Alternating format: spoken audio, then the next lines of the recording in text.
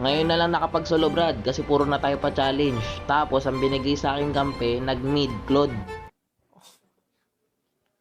Ayan na nga ba sinasabi ko sa'yo tuloy. Ano? Inang yan, kakasolo ko lang guys oh. Puta, tinarantado na naman tayo ng mga random. Hindi tayo nilulubayan. Minu-minuto boss, namamatay siya.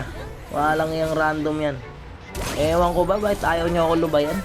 Ayan, patay na naman siya oh. Grabe kayo, tol. Tang ina. Sino kasi matutuwa dito guys? Eh kahit siguro araw-araw ka nagsisimba, matututo ka magmura dito sa mga random na to eh.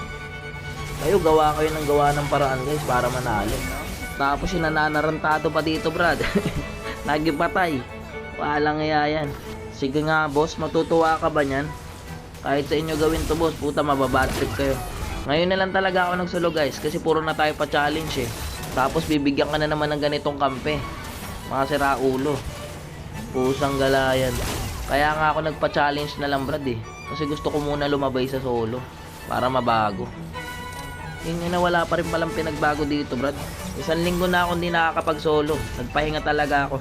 Pero yung mga walang iya na to Brad oh, sinusundan talaga ako nila.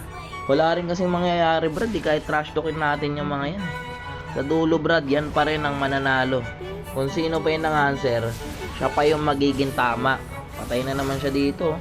May sariling mundo kasi yung Claude dito Brad. Pag nag-team fight kami sa mid, puta siya nasa bot lane o nasa top lane. Tingnan nyo ginagawa niya guys oh. Ang layo niya sa amin. Ayun, patay na naman siya. Di bale, kuhanin natin to Brad. Eh napana. Eh may kain pa. Pakak.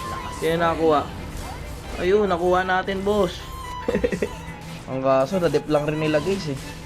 Wala, masasakit na yung kalaban. Walang iya, sumakto pa ako dito sa Gusion. Trip ako niyang Gusion guys, kanina pa yan eh. Tignan nyo Brad kung nasan yung Claude namin. Nasa bot lane. Tignan mo yung mga kampi kong iba, nasa top lane. Puta, nagsosolo siya boss. Ano mangyayari dyan? Eh di patay na naman siya.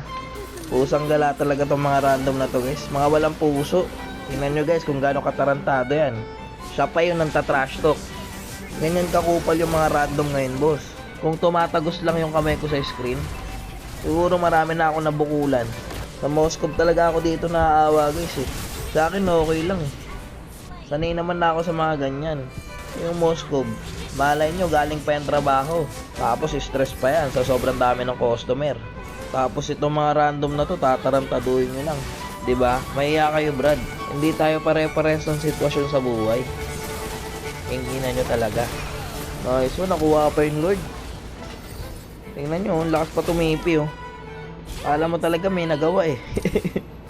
Ano? Sobrang titigas talaga ng mukha ng ibang random guys. Katulad na itong Claude oh. Yung nakala mo may ambag talaga eh. Magpasalamat ka sa Moscow. Dahil sa kanya nanalo ka. Walang iya ka. Sa akin ayos lang matalo ako dun Brad eh. Hindi rin naman deserve ng Claude manalo. Dapat yung mga ganito yung na-actionan to ni Moonton guys eh. Kasi kawawa talaga guys yung mga nagtatanggal stress lang dito sa ML. Lalo silang may stress.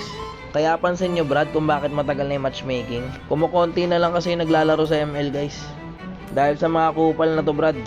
Pag makita nyo tong account na to Brad, paki-report ya para mabawasan yung mga kupal sa ML.